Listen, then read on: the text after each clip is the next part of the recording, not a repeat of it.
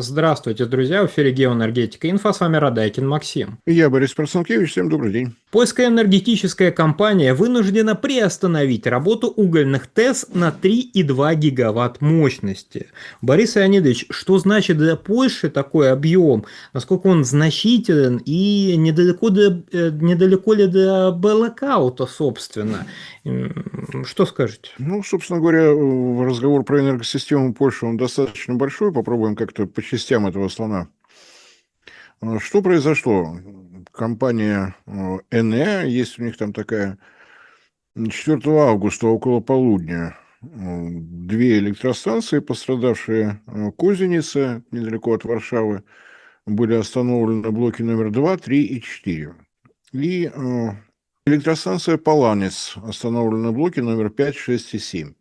Уже по номерам блоков понятно, что это крупная электростанция, прямо скажем. Общее снижение доступной мощности примерно 1,3 гигаватта. 6 блоков в общей сложности выведено. Проблема в маловодности Вислы. Да, там есть воздушное охлаждение, но на охлаждение дополнительное требуется около 100 кубометров воды в секунду. И, соответственно, вот сейчас экстремально маловодный момент, и водозабор, получается, если будет работать электростанция на полную мощность, то половину Вислы придется отправить на охлаждение. Соответственно, и остановились. Что это значит для энергосистемы Польши? Это порядка 2% установленной мощности. То есть это не угроза снабжению, но это ограничение, не сказать, что незаметное, тем не менее. Ну и что из себя эти ТЭЦ представляют? Узенец – это неподалеку от Варшавы, Мазовецкое воеводство. Общая мощность установленная 4 гигаватта. Причем, что характерно, есть блоки старые, в 70-е годы построенные, первые 10 штук. В среднем они там чуть больше 200 мегаватт, между 200 и 300. 10 блоков, 2,94 гигаватта. А в 2017 году, относительно недавно, был построен новый 11-й. Один блок, 1075 мегаватт. Вот такая электростанция. То, что у нее 3 блока по 300 мегаватт выведено, не сказать, что это совсем уж больно. Это наследие предыдущей цивилизации, собственно говоря. Классическая такая польская угольная генерация 70-х годов. Строительство электростанции началось в 1968 году. Первый блок вошел в эксплуатацию в 1972. Теперь Поланец. Возле города Поланцы, непосредственно на Висле. С 2017 года владение перешло в компанию ЭНЕА, до этого там тоже состоялась приватизация, как в России, ходила по разным рукам. 8 блоков вводились в строй с 79 по 83 год, то есть еще тоже в социалистические времена. Изначально блоки были по 200 мегаватт, после ряда модернизации в среднем 225-240. Блок номер 8 еще интересен. Его полностью перевели на биомассу, 225 мегаватт. То есть это достаточно серьезно. В принципе, две угольных электростанции, Козиница 4 гигаватта, Поланица 1,8 гигаватта. Так что примерно четверть установленной мощности на двух электростанциях вывели в связи с нехваткой воды. И не более того. Если говорить о польской энергосистеме, она тоже, на мой взгляд, достаточно интересно выглядит. Это не самые большие угольные электростанции, хотя, конечно, относятся к крупным, но по сравнению с Белхатувской, 4,7 электростанция, работающая на местном буром угле, на мой взгляд, это довольно много. Козинец 4 гигаватта, есть еще Апольская 3,3 гигаватта. Это каменный уголь, Турувская 2 гигаватта, бурый уголь, Рыбницкая, Полянинская по 1,8 гигаватта, тоже уголь. То есть польская энергосистема, ну, она в принципе была рассчитана именно на уголь, ни для кого секретом это не было, и именно поэтому отношения, так скажем, с Брюсселем, ну, мягко будет сказано, напряженные. Отключать такие электростанции, это, во-первых, чем-то нужно замещать, отсюда бесконечные разговоры о том, как Польша спроектирует и построит атомные электростанции.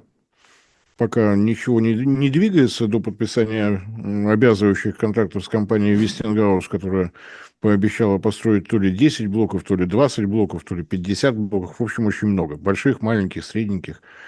Пока ничего конкретного под этим нет, хотя какие-то переговоры о том, как может выглядеть схема финансирования, ну, может быть, когда-то что-то и появится. А на день сегодняшний общий объем потребление угля в Польше порядка 30 миллионов тонн. Это достаточно много. Это достаточно много рабочих мест. И если отказываться от угольной генерации, то еще и решать вопросы с угольными воеводствами. Есть, ну, вот как у нас есть Кузбасс, угольный край, так и в Польше такие же проблемы есть. Вот как-то так. Если говорить о газе в электроэнергетике, то это от 5 до 6 миллиардов кубометров. И тоже на самом деле заставляет о многом задуматься, потому что общее потребление газа в Польше порядка 20 миллиардов кубометров. Из них непосредственно в крупную электроэнергетику уходит от 5 до 6 миллиардов кубометров. То есть порядка 15 миллиардов кубометров – это тепло в летнее время. И если кто-то не в курсе, то на всякий случай напоминаю, что только газовая химия, производство тех же азотных удобрений и так далее, порядка 2 миллиардов кубометров. Тайна раскрыта. Тюменская техника Кейс Гуру производится в Китае, где сосредоточено 90% производства мировой электроники. Почему тогда на коробках техники Кейс Гуру написано «создано в Тюмени»? В Тюмени инженеры продумывают характеристики и тестируют устройства. В Китае масштабируют производство. Глава компании Кейс Гуру Вадим Боков, прозванный тюменским Илоном Маском, лично контролирует разработку. Вадим выпустил инновационные устройства для уборки по старинке, без химии, но по стандартам медицинской чистоты. Раньше после уборки полов болела спина, сейчас можно убраться без боли. С новинкой Кейс Гуру беспроводным пылесосом Turbosil. Рекордное соотношение длительности работы и мощности. Turbosil очищает мебель на глубину до 10 сантиметров. Наши мамы и бабушки мыли полы вручную. Сегодня это делает робот-пылесос со станции самоочистки. Кейс Гуру самочист. Тюменский самочист проводит сухую и влажную уборку, сам очищается на станции и заправляется водой. Через встроенную камеру самочиста можно наблюдать за домом из любой точки города. Раньше мыли окна, подвергались опасности. Сейчас это делает робот-мойщик Кейс Гуру Чистобот. Кейс Гуру Чистобот отмывает 20 видов поверхностей, горизонтальных и вертикальных. Смотрите инновационные устройства Кейс Гуру для уборки. Переходите по ссылке в описании или по QR-коду на экране. Забирайте промокод INFO2607 на скидку до 1000 рублей. Весьма значительно, и газ рассматривается, как видим, не только как энергетический ресурс, но и как сырье для химической промышленности. Поэтому, да, то, что делала Польша, наверное, по сравнению с остальными европейскими государствами, действительно похоже на дифференциацию поставщиков. Это и газовый регистрационный терминал в Свиноujście. Изначально вводился с мощностью 5 миллиардов кубометров газа в обычном состоянии. В прошлом году нарастили до 8,3 миллиардов кубометров. Ну и, наверное, давайте закончим тем, что я скажу несколько слов о том, как выглядит объединенная энергосистема. По установленной мощности уголь – это 40%, а по выработке 62 почти процента. Газ по установленной мощности чуть больше 8%, по выработке 11,5%. Гидроэлектростанций немного, 3% по установленной мощности в общем балансе. Понятно, что генерация тоже невелика, 1,6. Ну а ветер и прочие ВИЭ Это 48% по установленной мощности и 25% по выработке. Это просто те данные, которые дает польский оператор энергосистемы, выводы можете делать самостоятельно. Уголь 40,7% мощности, 61,3% выработки, если точно. Ветер и прочие ВИА, то есть сюда включают и биомассу, и электростанции, работающие на древесной щепе, и прочее, прочее. Установленная мощность 48%, выработка 25,7%. Вот причины, почему Польше не сильно нравится вся эта зеленый фанатизм, не получается такое количество. Есть линия электропередач, связывающая с Литвой. В советское время не было. Сейчас построили. Не сказать, что она сильно загружена. Польша время от времени оказывается сама энергодефицитна. Тот объем электроэнергии, который идет из Литвы, он не литовский, он шведский. Такая достаточно стандартная для Европы, ну, не знаю, как это назвать, коктейль, корзина, да, гидроэлектростанции и атомные электростанции Швеции обеспечивают электроэнергию для поставки по морскому кабелю. При этом эти ГЭС и АЭС в Польше принадлежат немецким компаниям, чтобы было удобно. Контроль над этими немецкими компаниями несколько лет назад получили финны.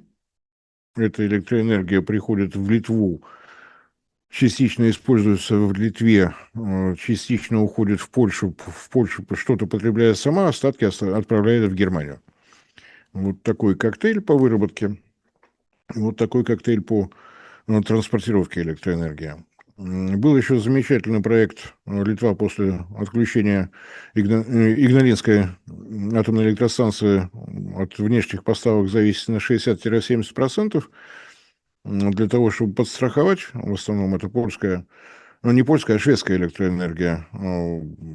Еврокомиссия придумала, что нужно еще одну линию электропередач между Польшей и Литвой. Поляки сообщили, что да, они обязательно построят морской ветропарк и проложат кабель.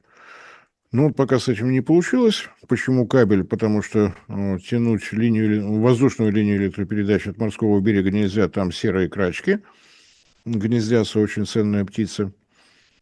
Поэтому к тому времени, когда будет построена вся задуманная ветроэлектростанция морская, вот тогда в Литву обязательно электроэнергия пойдет. Ждем, прошло всего 10 лет с момента появления этого проекта, пока не успели. Вот приблизительно так выглядит Польша и всевозможные ее соседи. Борис Леонидович, большое спасибо за комментарий, друзья. Подписывайтесь на Геоэнергетика Инфо, ссылка будет в описании и закрепленном комментарии. Там же будут реквизиты для желающих финансово поддержать наш проект, чтобы мы и дальше также бодро вещали на всех площадках без монетизации и исключительно благодаря вашей финансовой поддержке на спонсор.ру. Спасибо, до новых встреч. Не забывайте распространять наши ролики в доступных вам социальных сетях. Это тоже поддержка нашего проекта. Всем спасибо за внимание, всем всего доброго.